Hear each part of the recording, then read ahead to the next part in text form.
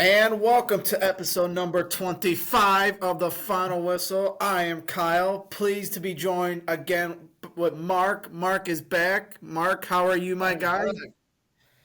We're excited to be back, man. I appreciate all you guys for tuning in. Kyle held it down and did a great show solo last week as I handled some personal business trying to change the careers up and whatnot.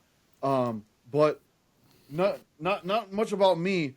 I think we need to talk about the man, the myth, the Oh, legend, his yeah. second time on. Scuba Steve, what's going on, my brother? What's good with you guys? I want to thank y'all for having me on, and I'm honored to be here. Thank you, guys. We are happy to have you. It's a big week as we're coming off a week of pretty much historic football. We've got UFC to talk about. We'll talk about that in a little bit. The first show on Paramount Plus for first big show of the year. So, we have a show lined up as Mark, what we always say, news changes everything. So we are going to start with the news that broke just literally hours before we came on the air. Buffalo has fired their coach. Sean McDermott is out, even after winning a game against the Jacksonville Jaguars last weekend. He is out after 8 seasons at the helm, and we'll start with Steve. This was kind of not, I wouldn't say not unexpected, but I guess that win over Jacksonville, Steve, was not enough to keep him. And now you got a coach that is pretty much at the top, should be at the top of everybody's list. And the Bills are, what do we do now for the Bills? So this is a very fascinating story, Steve, as Buffalo is now looking for a new coach. Yeah, I would say I don't agree with it. If I was a Buffalo fan, I'd be asking for answers. I get that it wasn't all that they wanted it to be. They didn't have success in the playoffs, but I think this is a great coach, and they're kind of deep in the coach hiring cycle where Yeah. they've already missed out on some good coaches. It's gonna hurt. I don't know who they're gonna sign. Yeah, it is very interesting because, like as Steve's saying, Mark, Stefanski's gone, Harbaugh's gone. Do they talk to maybe a guy like McCarthy? Does McDaniel come into play? There's many options here, Mark, and it's very, very interesting to this is like you got a good offense and look at what the work he's done. Literally, they have no receivers and they still won a playoff game. Almost won two in Denver in overtime, Mark. So I don't know where you go from here, but if I'm the Browns, I'm calling this. I'm calling this guy like right now and asking what he feels about this team. And your Bills, as Steve said, you're kind of behind the eight ball here because now you have a guy that's you fired, and now you got to try to play catch up in a short amount of time before the combine and now draft season. Yeah, I mean, I would agree with that. We obviously know how well McDermott has, and quite frankly, they've also gone through a bunch of coordinators as well, knowing like the Dayballs of the world and things like that come from that organization and under Sean McDermott. So to think that, I mean, he has kind of, I'm not going to call it his coaching tree, but there's been success over an elongated period of time over there. But it seems like this year alone in the NFL, in this particular coaching cycle, while we're on the topic, it seems to be the year of winners fatigue. It's like you've seen now with now the Bills, you've seen it with the Steelers, even though Mike Tomlin technically stepped down, right, which I'm sure we'll talk about here in a little bit. Yeah. Although he stepped down, it was reported as kind of a mutual thing. It was already in the talks, as it was. You have a Harbaugh firing. You could even semi lump Stefanski in there if you want, just based off of his two phony ass coach of the years. But like this winner's fatigue situation where these coaches they have like these winning records. They're winning a bunch of ball games, but they're not getting over the hump with the rosters that they have, where the organization just think that maybe a new change of scenery for both them and the coach could benefit them, and it's a very interesting coaching cycle this way because who would have thought of let's take this back like 3 years ago, right?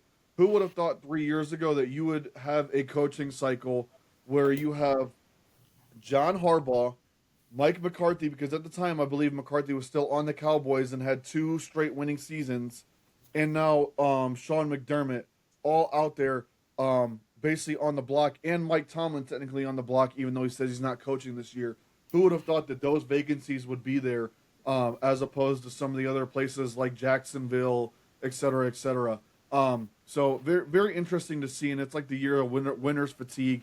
And if you can't get over the whatever hump is in the front office, then you got the boot this year, and it it opens up the door for a lot of these bottom level teams to kind of bring in a veteran savvy, proven winner, and see if they can change their organization around and if they still have their fastball.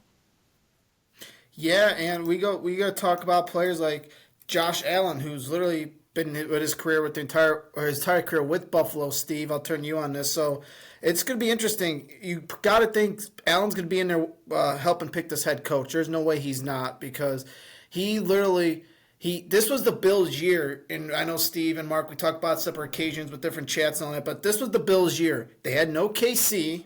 They literally had chances against Denver to win. They squeaked it out against Jacksonville. So I'll turn it to Steve on this one. When we talk about Josh Allen, we talk about James Cook. It's very interesting to see what they do here because I want your thoughts on this, Steve. They really haven't addressed the wide receiver. You had wide receivers healthy inactive, which means it was a coach decision or they just weren't playing for some weird reason. But it's just going to be interesting, coach, or what kind of coach Steve built the Bills grab, knowing what their roster looks like. But at the same time, if you hit on the right coach, like we see in Chicago, we'll give Carolina the credit. It could be changed in a flash, and who knows? Maybe Buffalo does make the Super Bowl next year, for all we know. Yeah, I don't think they're out of this by any means at all. Like, this would be a moment where you're thinking to yourself, if you're a fan, like, why would they do this? Where do we go from here? But you still have a very talented quarterback, like top three. Even some people would say he's the best in the league, you know? But on that playoff game the other day, just didn't look like that, you know? There was bad fumbles, bad interceptions, and directly responsible for points right before halftime, turning the ball over, like worst possible case Man, scenarios. that wasn't even a turnover. He just dropped the ball like an idiot. Mm-hmm. I mean, just terrible. And I don't think McDermott's responsible for that, but we're past that at this point. He's fired, and I would like the Browns to go interview him.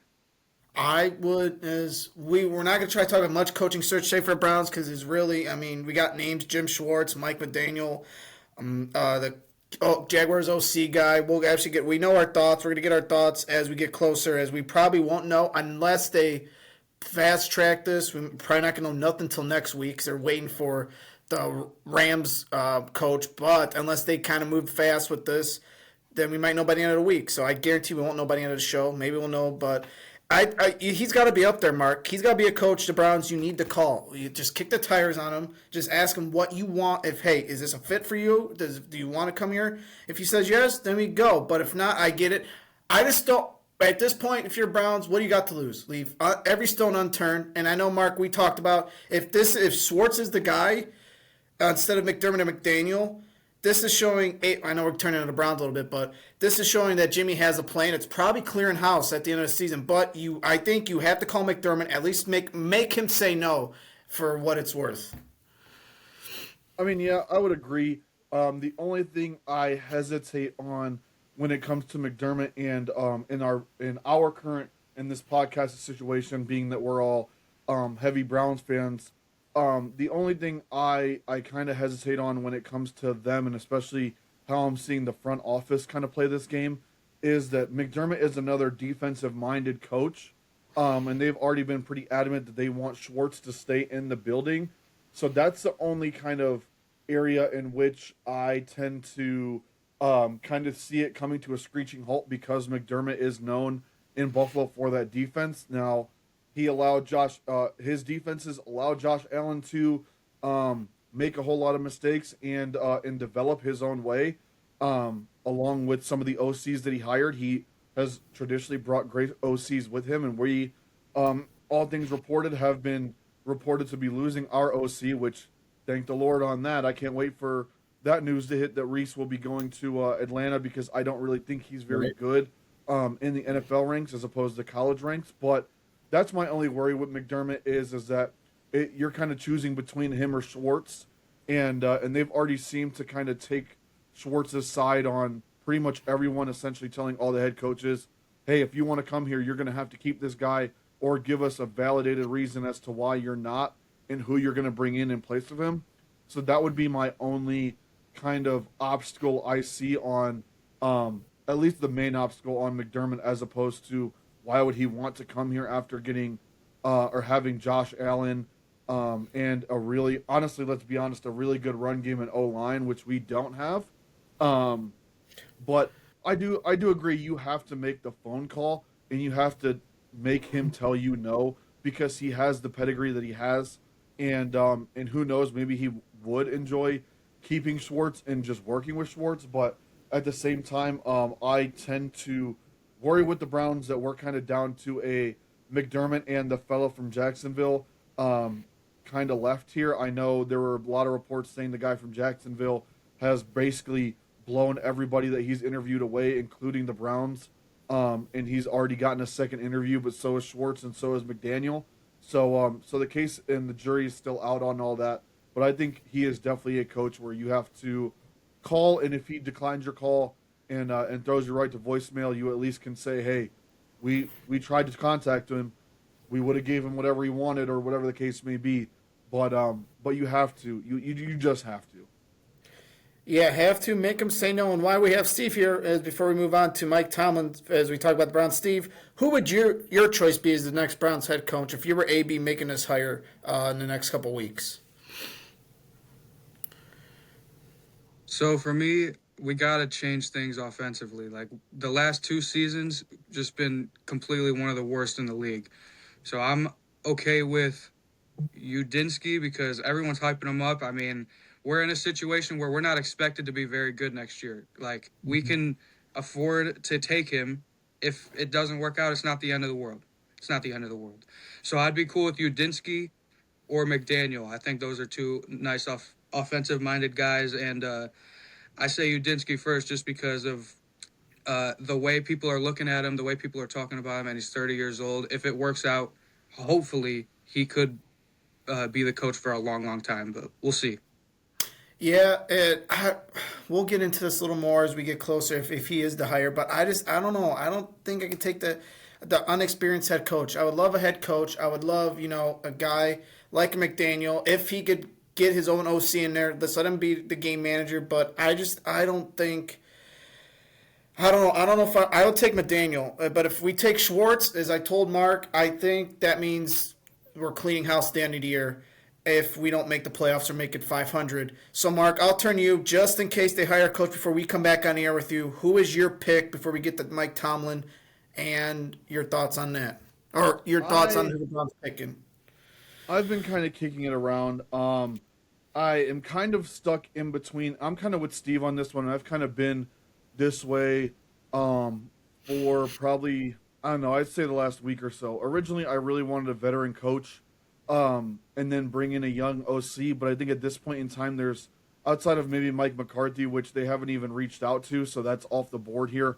There's not really any veteran coaches left that would, I think, make the fan base or even the organization any better than what we just had with Kevin Stefanski, unfortunately. So, I mean, when it comes down to it, I think Steve is correct. You need to bring in an offensive-minded guy. When you look at the two candidates, you look at McDaniel and you look at the guy from Jacksonville. I'm not going to butcher his name, so that's how I'm going to refer to him as. They both have situations where there was a lot of success until, in McDaniel's case, until injuries happened, right? I mean, he basically created Tua into the quarterback that we knew him to be, a very accurate passer, which we do have an accurate passer with a more lively arm in Shador right now. So you can kind of put two and two together there and make a bit of a comparison. Now, the problem with McDaniel is he had that success with a very explosive group of weapons, and then his quarterback kind of failed him injury-wise, and his O-line kind of failed him injury-wise as well, right?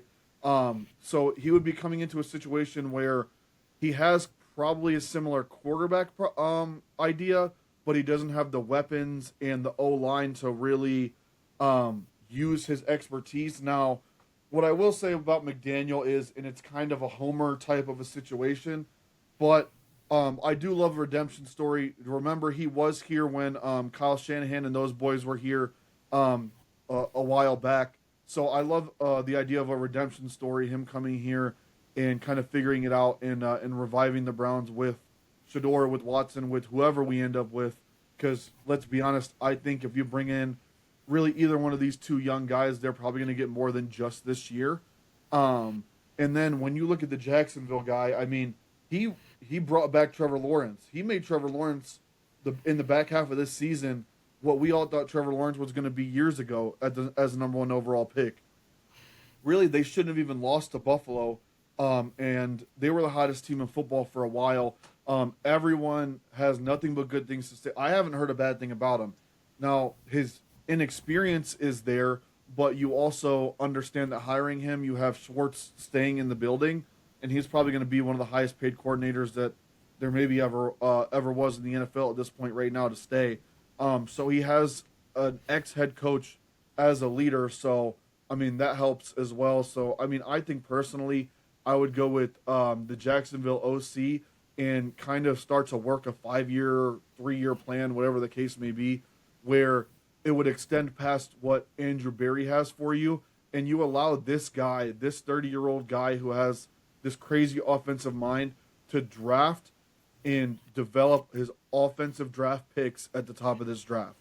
Schwartz already has defense in place. If you can bring back most, if not all, of the guys there, and you let this guy have input on offensive draft picks, I think the sky could be the limit here in the next 3 years on where we could potentially go, whether it's with the quarterback room that we have now, or you allow him a quarterback pick maybe next year. Maybe you tell him, hey, this is what you have at quarterback. You're going to work with it. If you can't, then we gave it a shot. We kicked the tires here, and you get your quarterback next year, but ride with us here.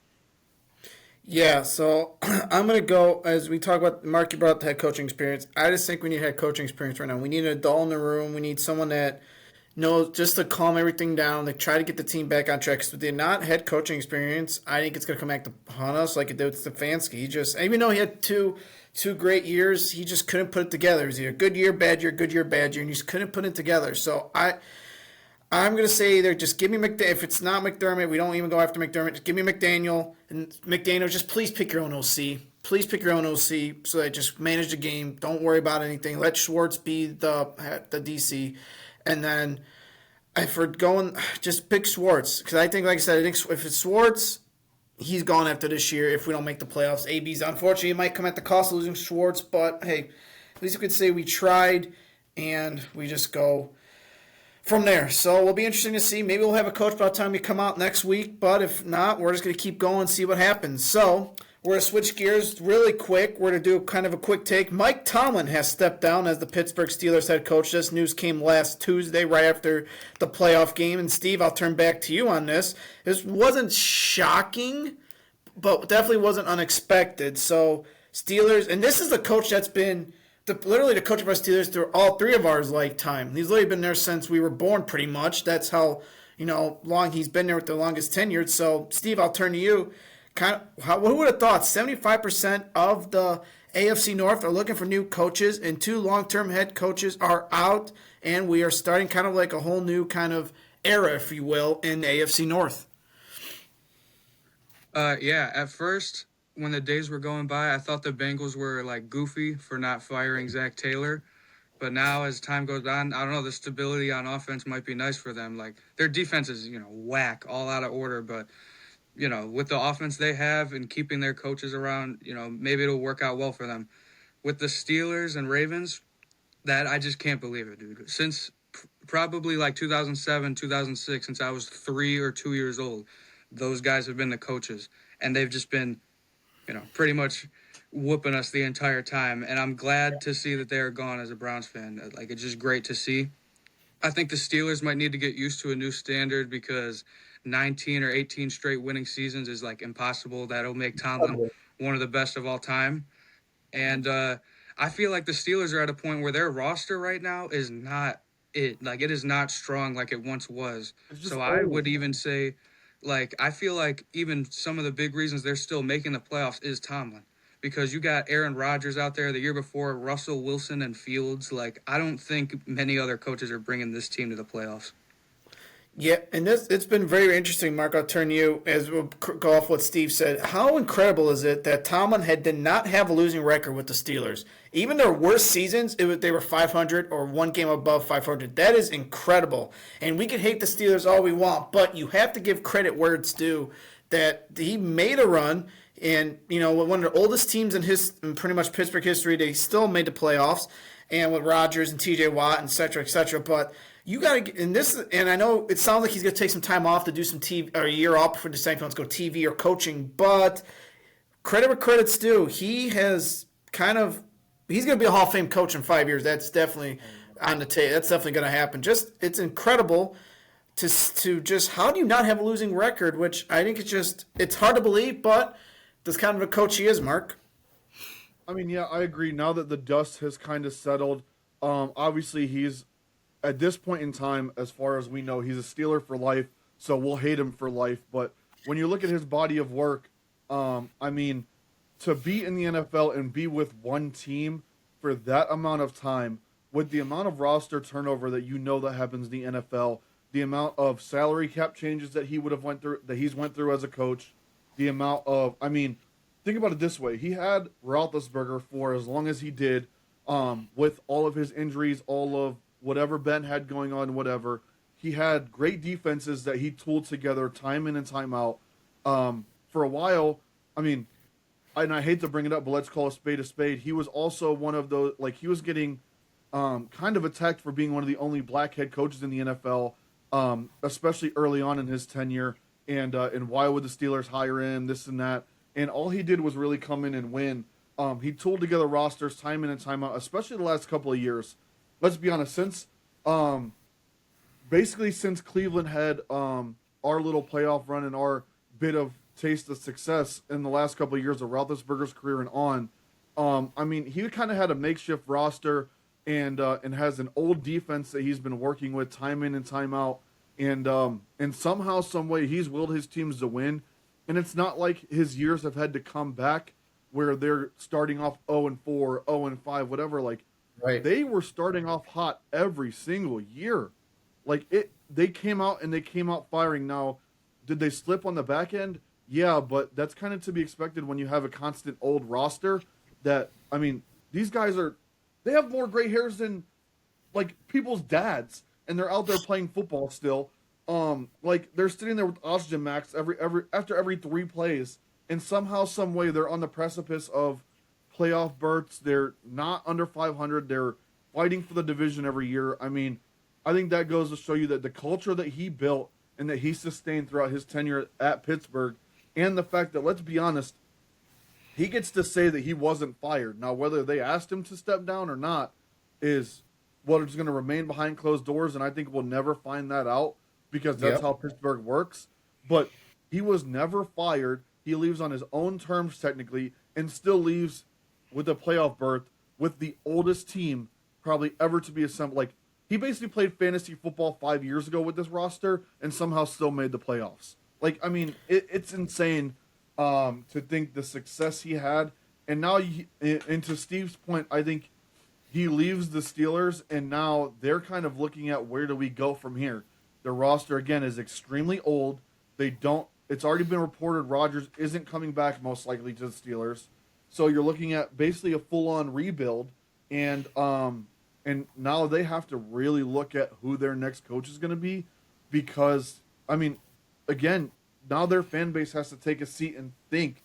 We basically have DK Metcalf, who the jury's kind of out on him on, is he really a guy you can make a corner piece of a franchise, of an offense?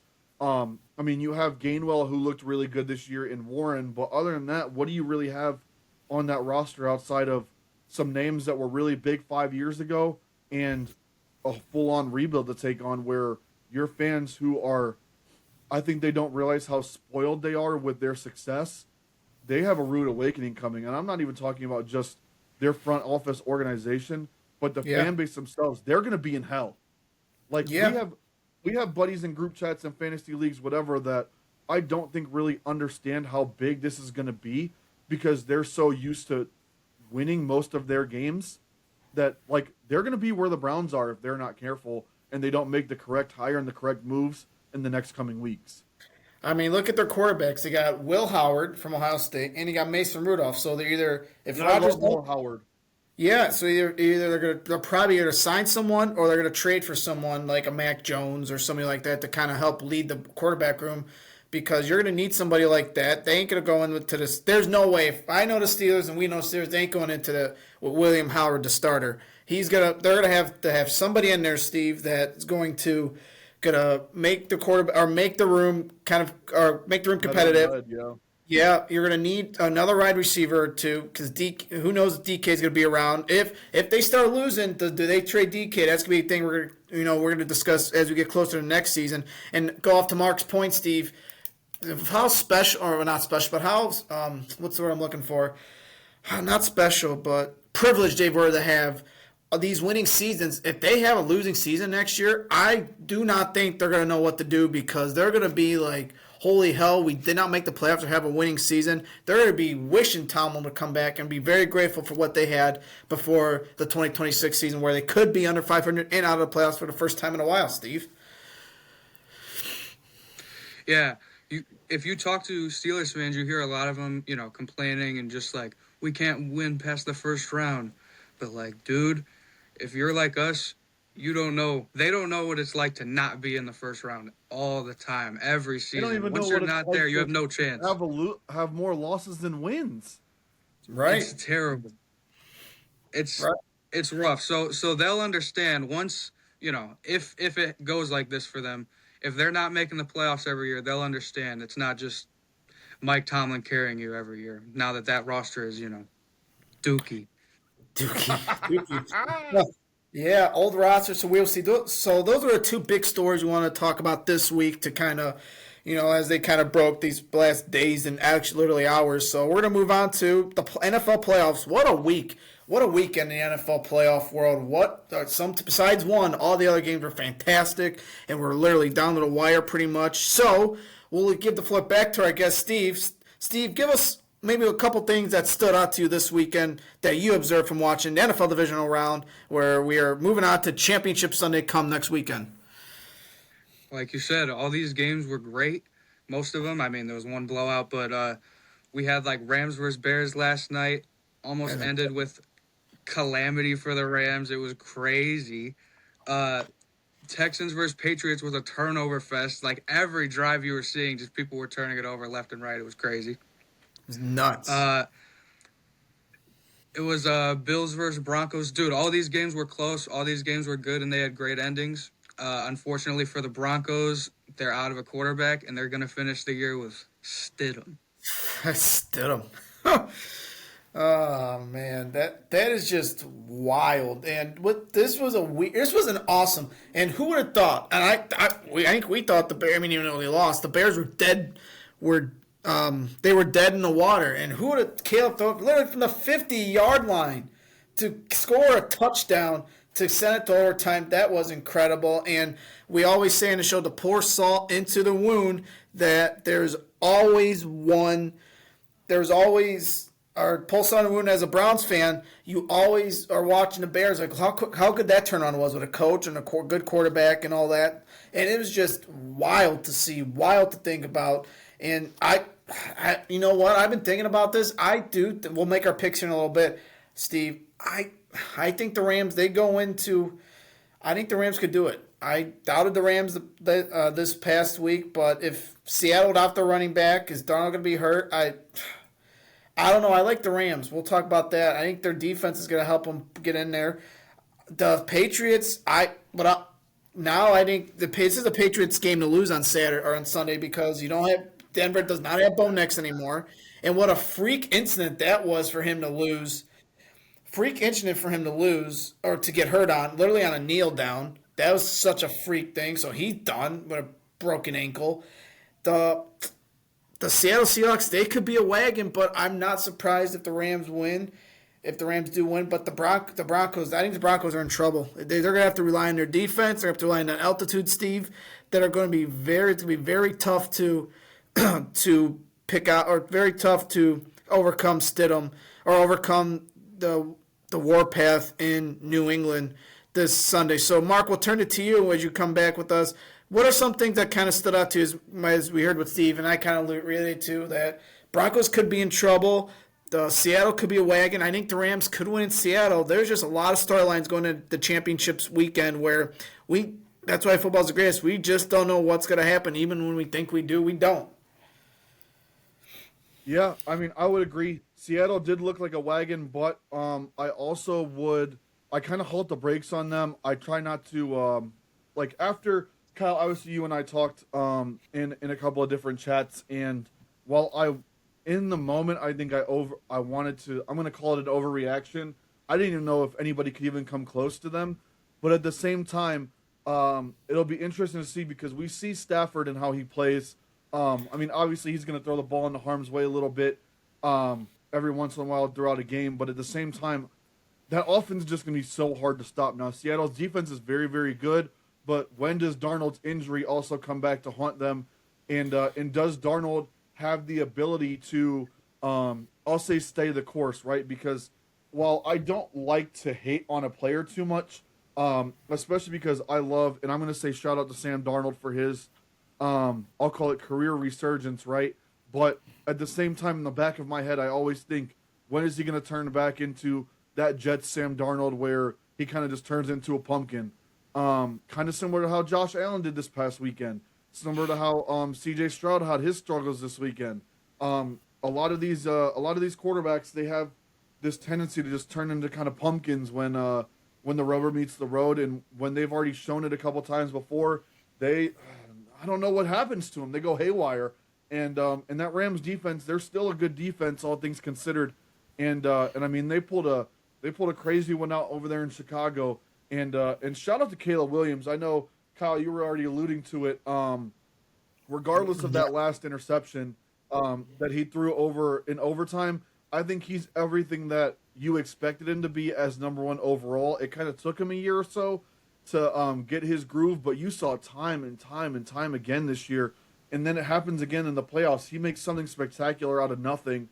I mean, that was like a play out of Madden where you just run back and then throw that motherfucker up and see what happens. And it happened. It was a dime too. And I said last night after he made that play, win, lose, or draw last night, he was him, and he kind of showed that. But again, I think you're right about the Broncos as well, man. Like, I think they're in big time trouble without Bo Nix, and I think like the whole game manager, non-game manager thing when it comes to the NFL, it gets brought up often. But I think Broncos fans especially are about to realize how important it is to at least have that game manager, because now you've got Jared Stidham, and that's all I'm going to say about that is you got Jared Stidham, and he's not exactly the cream of the crop here, and I think their other option is Ben DiNucci or something like that. Yeah, they just signed him. So I mean, I think they're in for a rude awakening on what is at their helm, but at the same time, I think the other big storyline is the Patriots rise back to stardom. I mean, they're not exactly playing the greatest football. Drake May hasn't looked as amazing as what he looked in the regular season, but he's doing enough to get the job done. So is that defense, and again, I think it's a big testament to coaching. Steve talked about how Mike Tomlin's a great coach. Again, you're seeing how good of a coach Mike Vrabel is. You saw it in Tennessee when he brought that terrible team with below average quarterback playing a great running game. He willed them into the playoffs behind Derrick Henry's back. You're seeing it again. He's playing behind another good defense that he tooled together. He's managing the game well, and he's letting whatever comes to him come to him. Like, I mean, New England's offense statistically is very good, but it's not like they have the best players in the world. They're doing just enough behind a good defense and smart special teams play, good coaching. It'll be interesting to see, but if I had to look right now, I think whoever comes out of the NFC might blow the doors off of this Super Bowl coming up, whether it's that Rams offense or the Seahawks complete team. I think the Seahawks are going to be tough to beat, though, as long as Darnold plays how he's been playing all year. And be prepared, because if Seattle hits you first in that stadium, it's an avalanche, and it's an avalanche quick. Just ask the 49ers how that shit felt. Yeah, and on a kickoff return. I want to go to your. I don't. We'll get into Super Bowl talk as we get closer when we find out who the teams are. I don't think whoever comes out in NFC is going to blow their doors off. If especially if it's the Patriots, I think the Patriots are. It's going to be a fight to the finish with the Patriots. But obviously, we'll get in more into the Super Bowl as we get closer. We still got 2 games to go before then. But I just we pour salt into the wound. Look at Vrabel, had him in the Browns facility. Steve, we had him in the Browns He facility. wanted to be here. Yeah, we got the Bears that are winning. Look what they can do with a coach. So I'll turn to you, Steve, real quick on this.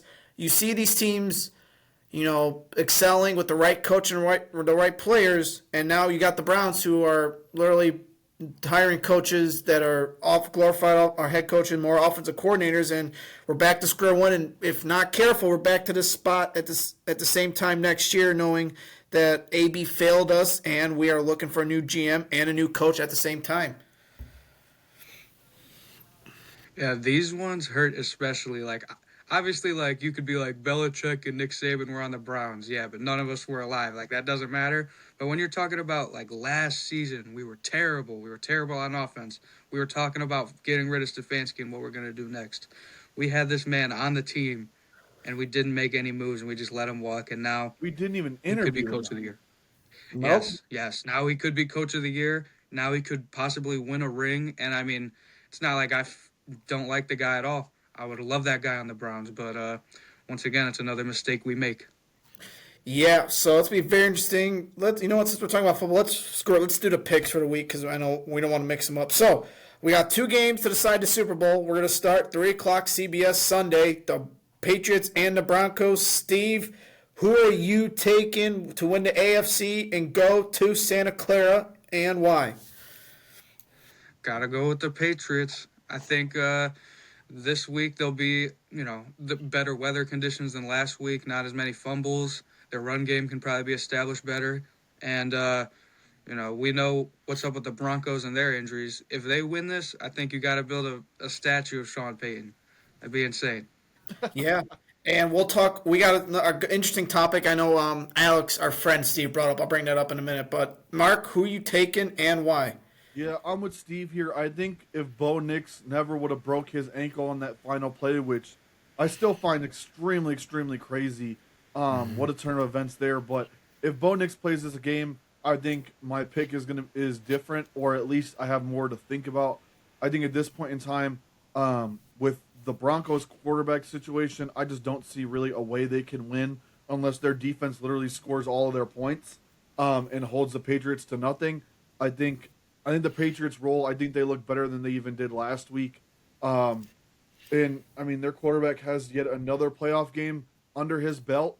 He's a little bit more comfortable. He's now won a tough game where the weather was bad. He won a different type of game every week, and I think he's got more and more confidence as it goes. They're going to walk into Denver. They've seen how Buffalo did them. Buffalo put up a bunch of points on that vaunted defense, and their running game really opened up in Buffalo. And the Patriots have a similar run game to what the Bills have. I think the Patriots kind of have this one in the bag, and it's theirs to lose. Yeah, I was thinking about this, and Mark, to head off, Mark, I would like Denver if Knicks was playing, but I think Patriots. They got the quarterback, they got the defense. I think Patriots get back to the Super Bowl. But here's a question. I know Steve, we talked about it in our kind of chat, and I didn't bring it up to Mark yet. We'll kind of talk about this in maybe next week, Mark, if it happens. Are we going to see a Nick Foles story with Denver if Denver does beat the Patriots and they go on to win the Super Bowl? Remember when the Eagles, they lost Carson Wentz and they had to bring Nick Foles in to win the Super Bowl? Well, is Stidham going to be the Nick Foles of this year? It'd be very, very interesting to see if that plays out. We can maybe talk about that if we get that far. But give me the Patriots in that one. And the NFC, who's representing NFC out of the Rams and Seahawks? Can you believe this is the third matchup in the NFC playoffs where it's the third time the third time a matchup's happening this year. We had the Bears, Packers, we had Seattle and 49ers. Now we have Rams and Seattle again. So that's got to be some type of history making there. But Steve, who are you taking? Who's playing as your pick, the Patriots, in the Super Bowl from the NFC in San Fran? For me, I'm going with MVP versus MVP. I'm going with the Rams. I'm going with Matt Stafford. I think they're playing in they were also playing in terrible weather yesterday, and it'll feel great for Stafford to be hopefully throwing in clear weather to his great receivers that he has. And I feel like the main reason why is, to be honest, I think it might be come down to Darnold. It's gonna only take one or two bad throws to completely change this entire game. And last week they went in there and they stopped Brock Purdy. He was on fire. The 49ers were on fire, even McCaffrey. But completely shut them down, and I don't know if I see it happening again. And right before we came on air, Charbonnet out. Yeah. I just think it's going to be tough for them, especially with Stafford. He's on fire. Mark? I mean, it's going to be a very interesting game. When you look at the two times they played this year, the Rams have swept them. I'm sorry. The all the games were decided by a total of 3 points. The Rams won their first meeting 19-21. Then they lost by 1 point in an overtime game most recently. And now you're looking at it, right? And when you look at the Seahawks defense, they played really well. And again, I'm going to say this is why I feel like I kind of overreacted a little bit, right? Because then you look at it and look at what the 49ers had or lack thereof. They lost Kittle. All you had to do was pretty much stop McCaffrey. Jennings was very hit or miss. They still didn't have Ayuk for basically the entire year. Purdy was, while he was on fire, he was kind of hit or miss throughout the entire season. He wasn't what you're used to seeing. Their defense had a boatload of injuries. You had no Bosa, no Fred Warner, which was supposed to come back last game potentially. So, I mean, you're kind of looking at the fact that you stomped the 49ers. You came out and, you destroyed them literally from play one. But now you're looking at it and you're playing arguably the two of the top 5 receivers in the entire league. In my personal opinion, while I love JSN and he's your best wide receiver this year alone as far as reception goes, I think Puka might be the best wide receiver in the NFL right now. Just all things considered, all encompassing. And we already know Devontae Adams is a gamer. He now has a chance to win another ring. You have Stafford, who knows he doesn't have much longer left, potentially. You could see him win this ring and go off into the sunset with an MVP, a second Super Bowl, and know that he's stamped forever. So I think you look at it, and you already have McVay, who, at the end of the day, McVay's a genius, and he's already been talked about before as potentially retiring off of one Super Bowl. Imagine if he thinks that this might be it if he wins another one, right? So you kind of look at that and you think to yourself, again, Darnold has this random oblique injury. The Seahawks are now down another running back who is a great change of pace running back for Walker, and Walker has his duds of games as well. We've seen him come out and run the ball 20 times for 30 yards. Who's to say that doesn't happen again? That offense is highly touted, but again, I say this is another instance where Darnold has to play in a really, really big game. Stafford's been there before. Darnold has shit down his leg before in this game. Last week he didn't have to do much because the defense special teams scored 3 times, I believe. So now what happens when rubber meets the road, when you have a chance to go back to the Super Bowl and your fans are clamoring, that 12th man is clamoring for another Super Bowl appearance, and to get the bad taste of what happened with Russell Wilson and that mistake with Pete Carroll and all that other stuff, they want to get that out of their mouth, and they have this chance, they have this opportunity, and that's all now on Darnold's shoulders. I think I got the Rams on this one.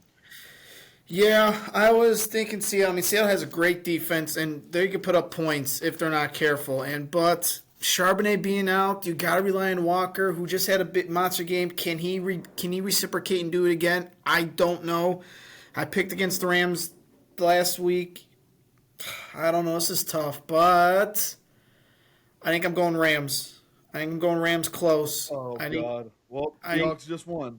Yeah, well, everybody else probably picking Rams as well. So we'll just add fuel to the fire there. So I like the Rams. Could the Seahawks win? Yes, but they need that running game to get going. They need their defense to continue to step up. Now, if Seattle comes out swinging like they did against San Fran, yes, I think Seattle does win. And if they get the lead, I could see Seattle winning, but I think LA plays their game and they win in the end. So we're gonna switch gears. NFL's done for the week. We are the first. I got a birthday to hand out. Aaron, aka Chaka. He's one of my good friends. He's birthday's this coming Monday at the time of this release, so it's his birthday. I got to know him through the podcasting and streaming world. Him and his family are amazing people, and I've been an honor to know him the past year or so. He's been helping me, kind of a shoulder to lean on with some things when it comes to the podcasting and certain other, some little personal things. But Chaka, happy birthday, my guy. Hope you enjoy your weekend, and cannot wait to hear about your fun. All right. So, the real reason Steve is here today, not only football, but we have an exciting weekend ahead. Saturday night in Vegas and the following Saturday in Sydney, Australia. We have UFC 324 and 325. It's the first couple we can't say pay-per-views anymore because it's not a pay-per-view. It's the first two number events on the new deal of the Paramount Plus deal, where you can get it for $8.99 or $12.99, no additional cost to buy pay-per-view. So with that being said, a mouthful, Steve, let's talk about this. It's been very exciting, Mark, that we don't have to pay extra than what we did. Because you got to get ESPN Plus, it's like $15. Then you got to buy pay-per-view, which is like almost $80. So I'll turn to you, Steve. When you first heard about this deal being made, they were leaving ESPN. What went through your mind, and how excited we were? You pay one price for everything UFC and other things, TV shows and things like that combined. Well, this is definitely good for the fans. We don't have to worry about spending, $60 or $70 for a fight we don't even really want to see, or there's a co-main event that's trash. We don't have to worry about that anymore. And that's always a good thing. But I was also shocked to hear it was like Paramount. To me, it made all the sense in the world. It would be like Netflix, and with TKO, WWE's already with Netflix. To me, that just made sense. But they're going with Paramount, and I guess a couple times a year they'll have free TV on CBS with big events, and I'm ready for that. I'm ready for this new era. It is definitely a new era, Mark, and I know we've talked about it a little bit. I know Steve, we talked about it. It's just exciting and different. They're keeping everybody staying the same, the commentary staying the same. Obviously the production staying the same, just a new platform. But it's going to be easier on the pockets, Mark, because you got ESPN giving you arm and a leg for this crap. I know, like on ESPN Unlimited, you're paying $31 to get everything, and I know it's kind of weird. I know WWE's trying to do their own thing out with TKO, going to ESPN. They were on Peacock, not on ESPN. They're on Netflix for Monday Night Raw every week. USA at NBC channel for Friday Night SmackDown, the NXT on Tuesdays. But Mark, when you get this Paramount versus ESPN, this is like a steal. And I know there's sometimes, well, I won't say how. Sometimes some people watch it. If you know, you know. But it's going to help the consumer's pockets a little bit, because we're one deal or one payment a month, and you can watch anything you want UFC related, especially fight nights and ESPN Plus, or it's Paramount Plus. What are your thoughts on that, and what were your thoughts when you heard the news? Yeah, I definitely liked originally. Well, what I'll start with is, and I know we talked about it prior, I believe, with Steve, when we first heard the Paramount portion of things. I was interested to see what would happen with the extra charges. I don't know, and I still don't know if I see the UFC really sticking to that, subscribe for this annual membership, monthly membership, whatever, and that's just it. Because at the end of the day, they got to find a way to pay some of these big fighters or whatever. I know that there has been some talks and some changes on like patches and some other endorsements that the athletes can get, and they're kind of getting looser on that aspect of things. But I still just don't understand, and I think it's still yet to be seen for right now on how that extra portion of payment is going to come, because I know it's coming down the road. There's just no way that you can pay as low as $10 a month and get basically UFC pay-per-views, right? Now maybe there's going to be situations where your top guys aren't all going to be on these 10, 15 big cards of a year, and they'll try to spread them more out so that you kind of get these guys and it's all significant, as opposed to significant 1 or 2 weekends a month, whatever the case may be.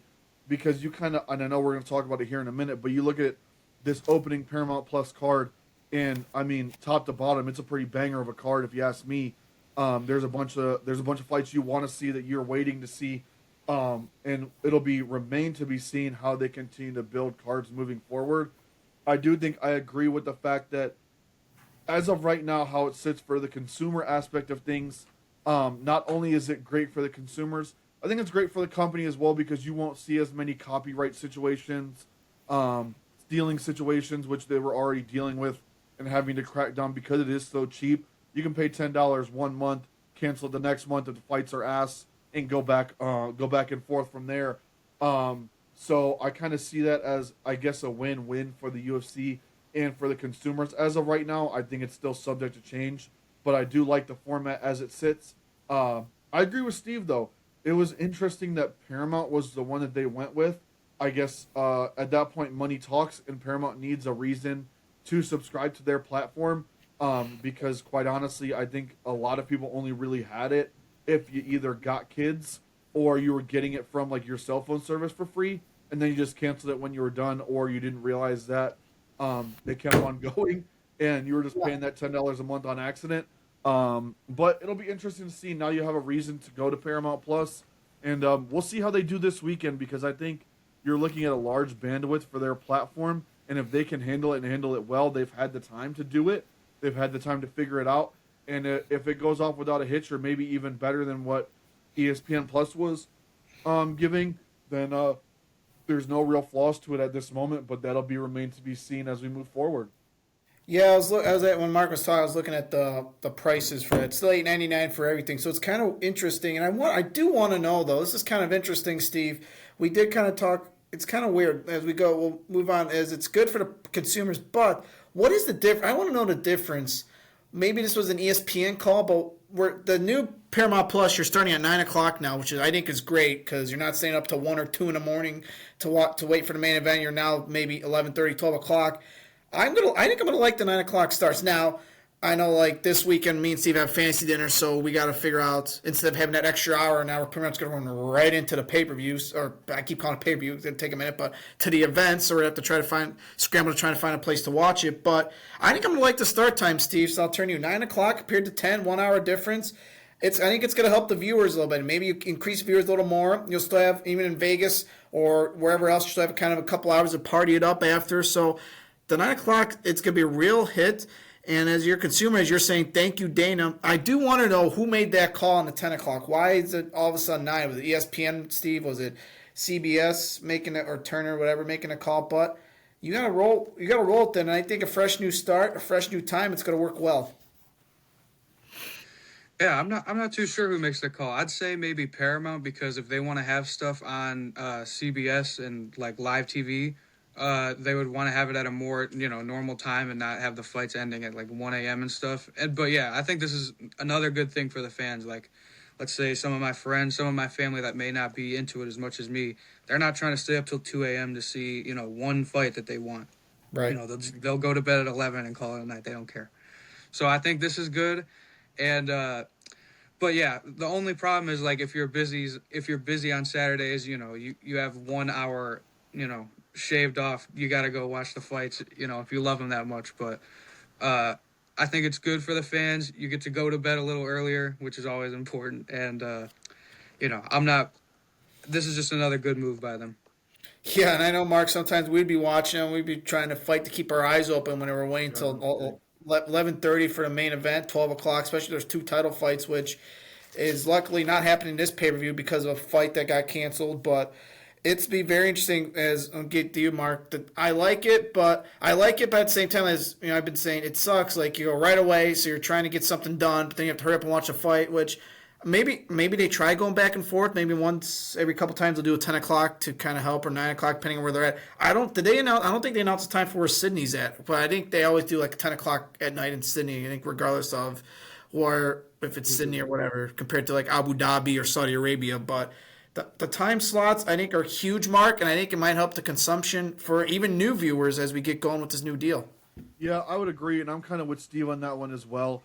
And with your point there at the end, when you really think about it, I mean, your main event fights are what people know and what they're going to come and watch for, anyways. Especially if you're a casual consumer, a new consumer, they're the easiest fights to find information on and to understand, like, oh, these guys are being marketed. You don't want to use all your marketing dollars for people to not see that person fight, right?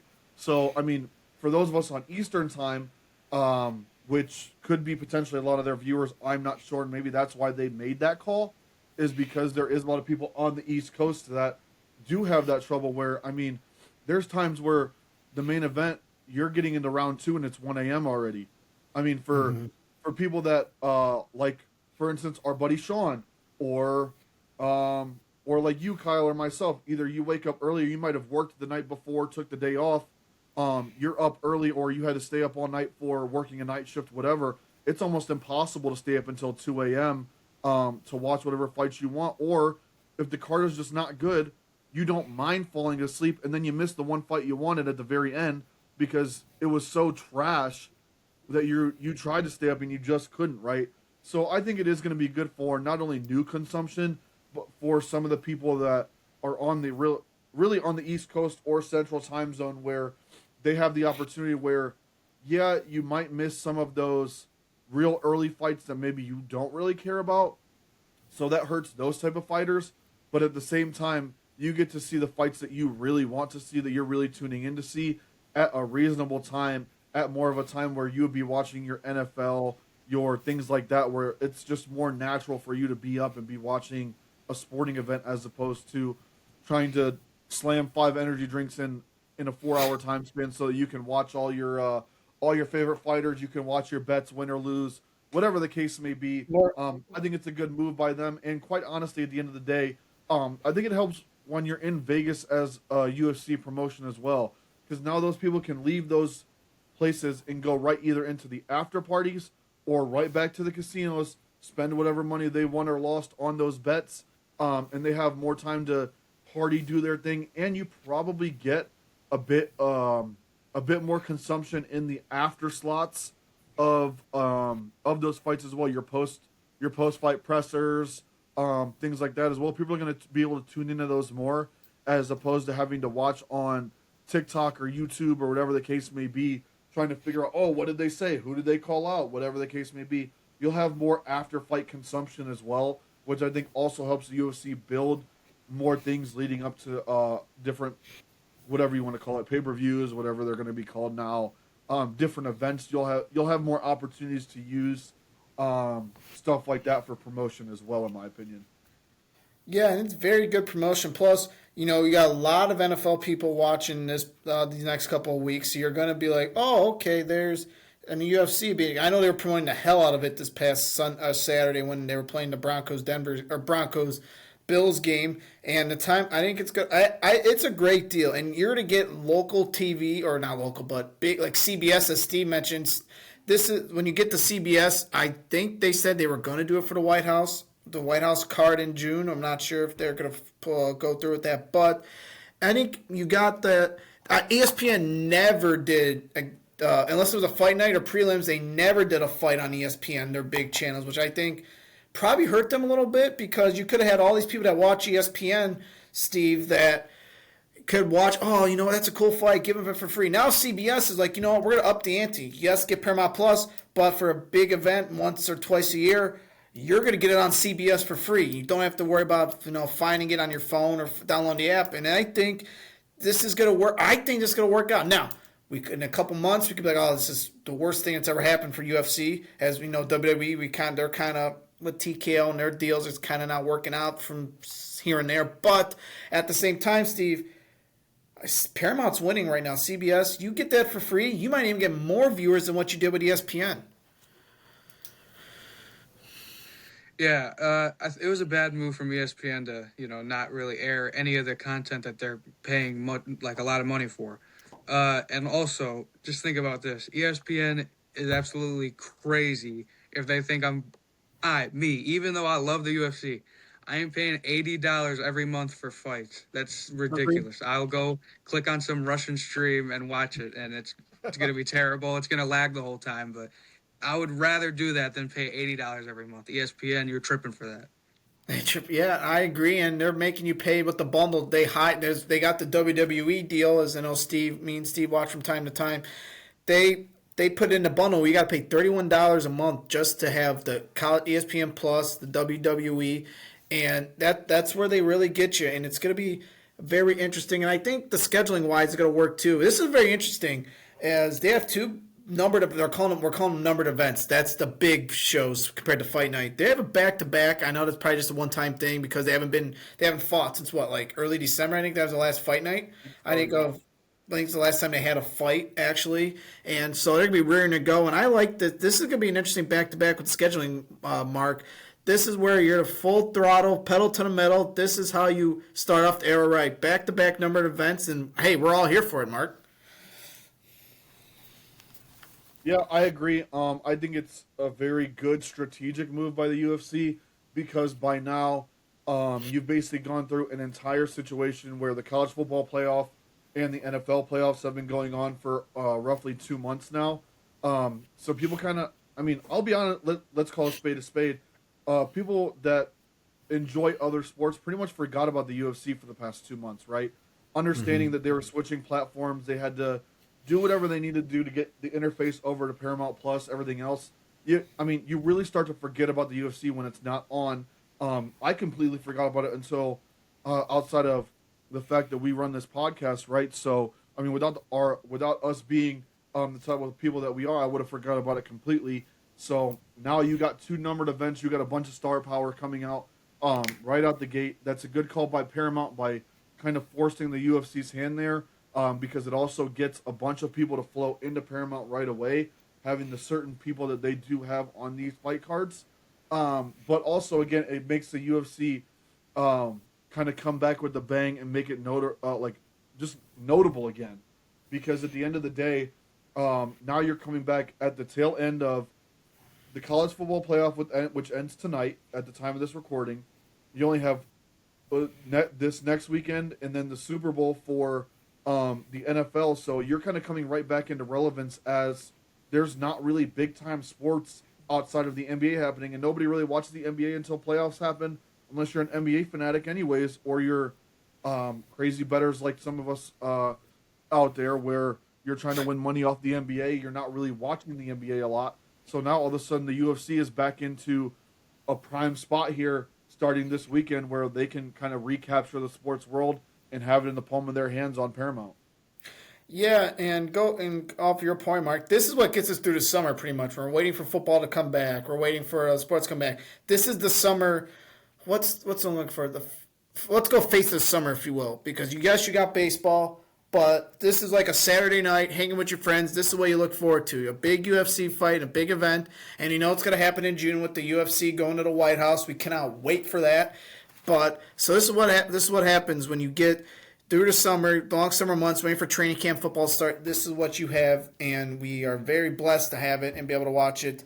And this is what got us through COVID pretty much. And if you're not a big sports fan, you just watch this show from time to time. This is what I'll be honest. I didn't really watch this until COVID hit, and that was the only thing live on COVID. I'm like, oh, okay, I'll give it a whirl, and I loved it ever since for 5 years now, 6 years coming up. So this is very, very interesting time with Paramount Plus and UFC. All right, so with 2 cards, we're not going to discuss every single fight and every single card. We got a couple fights that we're going to pick. But before we do that, Steve, between the 2 cards, what are 1 or 2 fights you're most looking forward to between this weekend and next when the UFC's back in full gear? All right, so for me, I don't want to be basic and pick both main events because those ones are obvious. But I'll go with O'Malley versus Yadong for the 24th. That one will be fire. And for the next one, I got to show some love for my dude here, even though he's been struggling. In Sydney, Australia, the return of Tai Tuivasa. He's lost 5 in a row, but that is my dude right there. And he's been off for almost 2 or 3 years. I'm glad to see him coming back, and I got to give him a shout out. Oh, that's awesome. Yeah, that's awesome. Tua Tagovailoa, or why did I say Tua Tagovailoa? Why did I think of Tua? What are we doing? Brother's still on NFL. I'm thinking of Tua, but Tua Tagovailoa. Yeah, I'm looking at the fight card. I was pulling up the fight card, and that's a good fight too. Let me go. I'm flipping to the other to the second fight. Yeah, I like that. He's facing Teixeira, who's kind of been a name that's kind of been hanging on the scenes a little bit. And then you got It'll be a hard fight for him for sure. yeah, It'll be a hard fight. I think the height and length of Teixeira will come into play there. I'm liking this, but outside of the O'Malley fight, I'm going back trying to remember all the cards. Looking at this, I'm looking at this Umar Nurmagomedov fight against Davison Figueiredo. This is a very interesting. Umar's coming off one of probably his worst performances of the year. Actually, he won. He lost to Marab, but beat Batista. And I just think, as Mark, we always say, those Russians, man, those Russians are always and those Brazilians. You can never count those guys out because you just never freaking know. So that's one fight I'm looking at, and I'm looking at. We go. I think I'm with Steve, even though it's on the same card. I like O'Malley Yadong. I just think O'Malley's looking to get back into the title picture. He's lost the last 2 fights in a row. And I think this is a chance for him to kind of maybe get back on track. It's Song Yadong, who's looking to get into a title picture himself to face Marab at a later, possibly later this year. Yeah, I agree. Obviously, I have this picture on behind me. I love Sean O'Malley, obviously one of our group's favorite fighters. I love that fight, but to try to not be as much of a homer on the picks, kind of similar to what Steve was talking about with like main event, co-main event. There are a couple of fights on these cards, especially these first 2, that are very, very interesting. I'm with you on that one. The Umar Nurmagomedov and Davison Figueiredo fight should be a crazy one to watch. They're both high-paced fighters, and you kind of know what to expect from them. I also I don't love to pick the main event, but at the same time, the first main event, obviously this coming weekend here with Gaethje versus Paddy Pimblett for the title. It's the vacant title. You have Paddy, who was expected to be there, had a couple of weird decisions kind of go his way. Obviously, I love a shit talking fighter, and he really talks that shit and backs it up. And then you kind of got crybaby Justin Gaethje, who is always in these crazy fights, but at the same time cried and cried and cried and said, "Oh, I'm gonna retire if I don't get a title fight." Blah blah blah blah blah. Well, it's time to sack up and win the title, because at this point in time, all he did was cry and cry and cry and cry that he deserved it, even though, did you really? So I think that's a very interesting fight. I've liked Paddy from the beginning, and I hope he wins just based on the fact that I can't wait to see what shit he talks if he does, especially because Topuria will be coming back and have to fight Paddy at that point in time. But the second card, I'm looking at this Rafael Fiziev and Mauricio Rufy fight. It's two fighters that I would say, if you're kind of casual fan, you might not really know outside of maybe their highlights. But you look at the way both of these guys fight. Fiziev's got an iron chin, doesn't really get knocked out, but takes a hell of a beating and can give one right back. You've seen that in both times he fought Gaethje. He looked good. He stung Gaethje a bunch. Gaethje just has, whatever mental retardation problems he has going on in his head, where his brain can knock against his skull, and he's good to go. And then you got Mauricio Rufy, who the last time you saw him, he did a spinning wheel kick and basically sent some dude to the shadow realm. So, but outside of that, he's on that Fighting Nerds team that really does not lose. So, I mean, both of these guys are coming in. It's mainly striking, and it should be fireworks from the get-go. Plus, Dan Hooker coming back in Sydney, and he gets more and more tattoos every time you see him. Pretty soon, he might have his face tattooed for all we know. He's doing these backyard brawls on YouTube, so fighting is all over him, and he's gonna be back home. He's looking to get back into that title picture as well. He's right there, and I want to see him get a big win and hopefully have a chance at the title at the lightweight as well. So those are the ones I'm looking at, but I'm definitely with Steve. I need to see Tai Tuivasa knock somebody out. He's been getting knocked out for the last couple of fights. Nothing's really going to decision because he gasses out. I need him to put pedal to the metal and take a soul or two here in the next couple of fights. Yeah. The shoey. Yeah, the shoe. I was just going to say, you need to bring out the shoey and drink out of the shoe. As if you all don't know what it is, Google it. As It's funny. If you're a UFC fan, it's funny. It's funny as hell. We all laugh about it and celebrate when he does it. But if you're not a UFC fan, you probably might think it's disgusting. So sorry about your luck there. So, all right. So as I was kind of looking at the card as Mark was talking about it, as looking at some of the other fights, as we're not going to pick all these fights, but we're going to pick some of the main ones. We're going to start as Let's do this one that's kind of on my mind a little bit as Dan Hooker versus Benoit Saint Denis. It's Saint Denis' next fight against Dan Hooker. This is a very interesting fight. Dan Hooker is one of the up-and-coming fights. Hooker's looking to try to get back to the title picture, and so is Saint Denis. So, Steve, I'll leave it to you. Who are you taking in this one and why? Well, I think I'm gonna go with Dan Hooker, but I am a little worried about it for sure. Last time I picked against Benoit, the fight was over within 15 seconds. He just KO'd my dude that I picked immediately. It was, I was watching it, I was stunned. I couldn't believe it. But I'm worried about it because Hooker just fought like maybe 2 or 3 months ago versus Sarukian, and dude, he had like a hematoma on his head. He didn't even look the same. And he's fighting real soon, but he can do this for sure. We've seen him fight against people like Gamrot, people with who might have better wrestling than Benoit Saint Denis, and he stopped it, got the victory, and you're not going to be exactly a title contender from winning this fight, but you can make a huge statement and cement yourself as a top 5. Yeah, Mark, who are you taking and why? It's a tough one because I've also seen Benoit Saint Denis when he had all the hype behind him get straight dog walked by Poirier. It's a very hard one to pick, but I think I'm going with Dan Hooker as well. He's a gamer. He's not going to sit there and bow down. We've seen how he fought Poirier too back in the day. It made him, I mean, who he is today as far as the name goes. While he's fought the best of the best and lost to the best, he usually beats guys that aren't really at his same cream of the crop caliber. And I think that's where Benoit Saint Denis falls. Give me Hooker, but it's definitely going to be close because Saint Denis, if he does turn it on, he has that knockout power, and we all know how much damage Dan takes. Yeah, I think I'm going opposite. I like that. Last time I saw Dennis fight, I liked the style. I liked the way he kind of came out and swung. So I just think his quickness and his aggressiveness is going to come back to reward him in this one as he comes off a great fight. I think he fought, like in November, I think, was it? November, October was his last fight. I think that was whenever he fought. Because who did he fight? Something like that. Yeah, who did he fight November. last? Who did he? It was Dariush. Yeah, he knocked out Dariush. And I just think, looking at the bio right here, the same age, a little around the same age Hooker is. I like Benoit. On that one.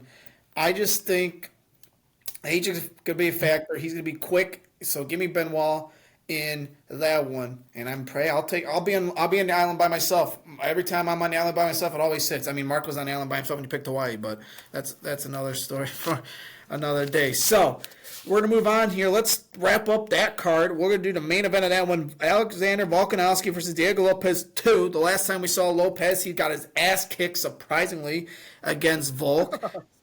Pretty much. And Steve, are we seeing the same thing happen? Or is Diego going to spoil Volk's homecoming in Australia next week in the land down under? So, last time they fought, I took Volk.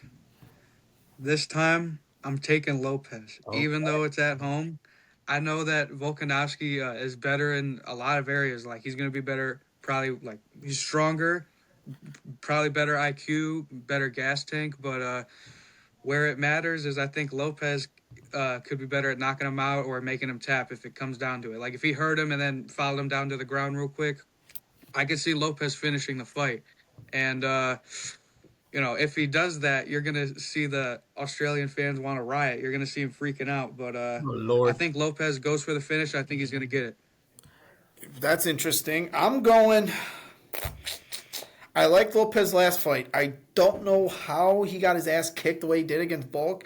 So, Steve, I think I'm with you. I think we're gonna be in for fight 3 somewhere, probably later this year at some point. I like Lopez. I think Lopez learned from the last fight. He learned from the fight before I don't know how Volk's at the crowd, but I think it's too much. Give me Lopez. Maybe by knockout. Could it be a knockout? You never know, depending on if Lopez catches him, Mark.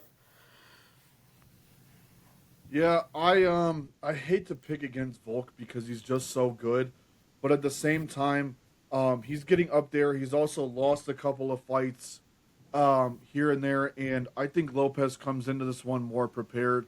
He also has the power advantage. Now, when he comes to fighting Volk, that doesn't always matter as much because he's so good at being in and out and making guys miss. But I think at the same time, um, Lopez has now understood and fought him the way he did. Now, he got his ass kicked, but he was in there the whole time.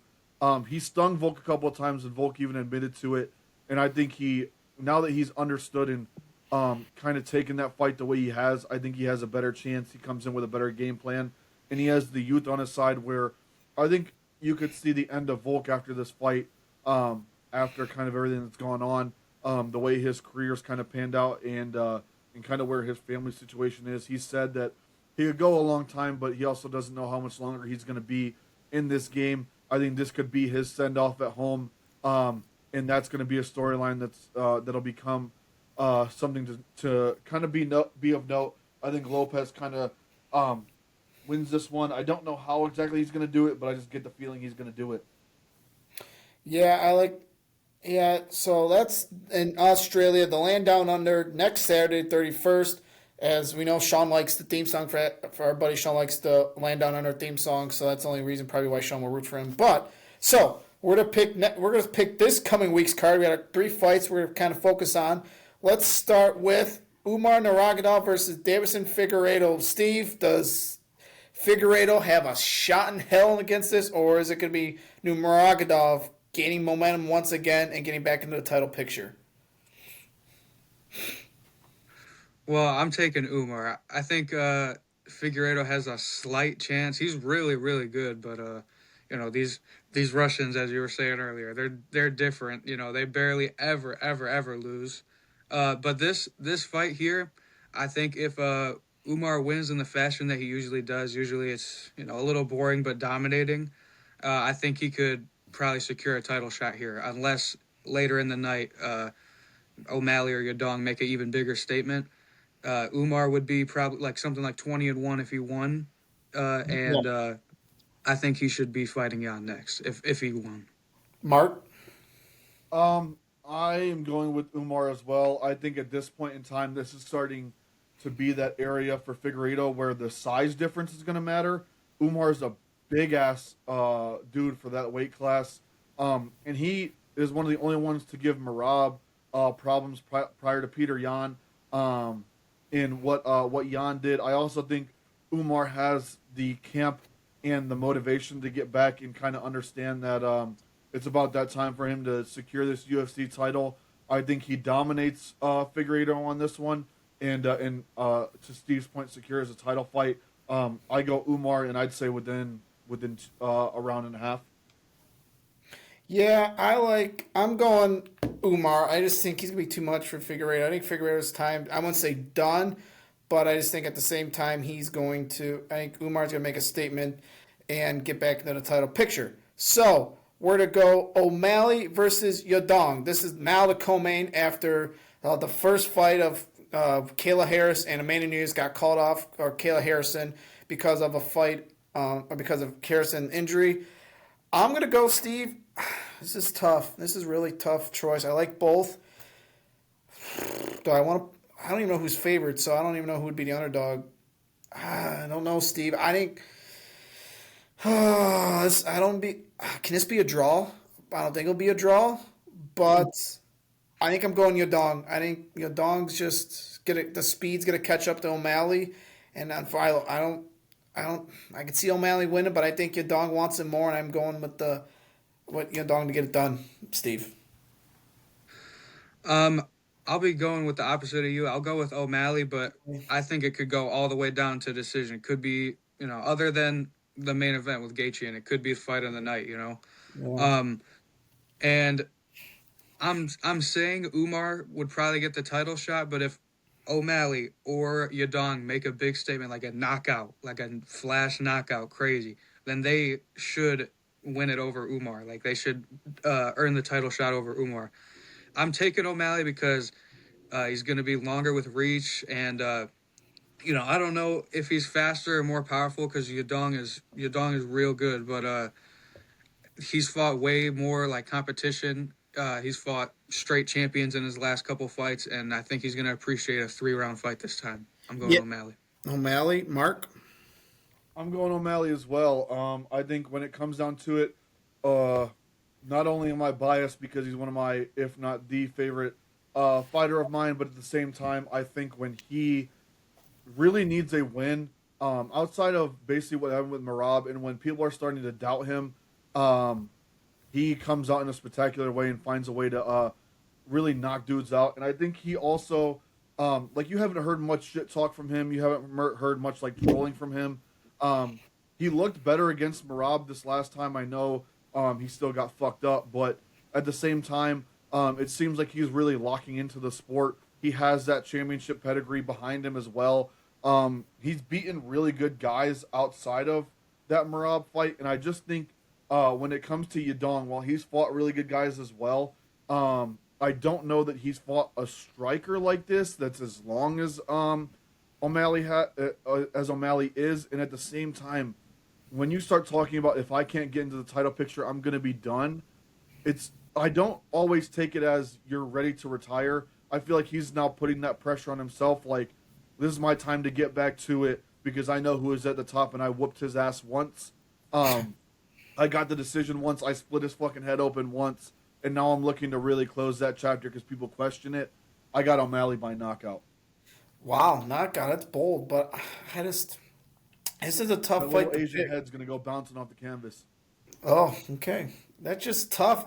The way O'Malley came out against Merab just kind of questions a little bit of what can he do against Yadong, who's trying to get up there. So that should be an interesting co-main. Now, the talk we're centering this around: Justin Gaethje, Paddy the Baddy, title on the line. Steven, who are you taking to win next or this weekend in Las Vegas?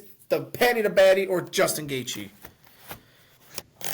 I'm going with Gaethje, but I'm very nervous about it. Every single time I watch Paddy Pimblett, he's improving. And I cannot say the same for Gaethje. But every time Paddy's fighting, when they up the opponent, they up the level of opponent, Paddy ups his game. Every single time he's been improving. And makes me real scared, but I'm taking Gaethje because of the pain I know he can dish out over 5 rounds. I like Paddy a lot, but I could kind of see his hair flopping back and forth, like with Gaethje landing in shots after shots. But Gaethje also might not be the same. I've seen him completely flatlined in the middle of the ring or octagon from Max Holloway. Even though he's won since then, you might never be the same. You catch any type of shot, you never know until it happens. And I'm going with Gaethje. I think where Paddy Pimblett might be better at submissions, Gaethje should be better at wrestling, but he never really puts it in. So we'll see what happens. I think it's going to be a great fight, and I'm going with Gaethje, but I'm very, very nervous about it for him. Like, I wouldn't bet on this, but I'm going with Gaethje. You'll bet on it. Mark? We know where he's going. See that? Fucking see that? It's his time, bro. I'm telling you. The thing with Gaethje is he fucking cried too much. And that shit pissed me off. He wanted to cry and cry and cry that he deserved a title shot or he's retiring. The UFC did this for one reason and one reason alone. And that's to kill him off. Paddy the Baddy is going to submit this fool, or he's going to kick him in the fucking big-ass head of his and make that small little brain start rattling around.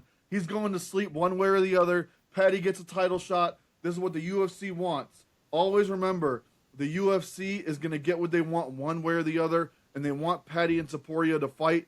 I think this is how it happens. Paddy wins by putting him to sleep one way or the other, and it's over with after that. Gaethje retires a crybaby bitch.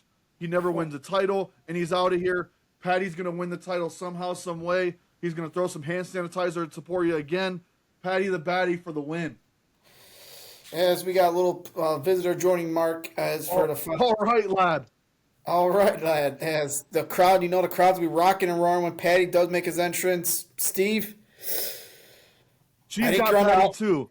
She got Patty too, Steve. I think you're on the island there, buddy. I don't see Patty losing again. I don't. I could see it, but I think this is his time. I think he does it.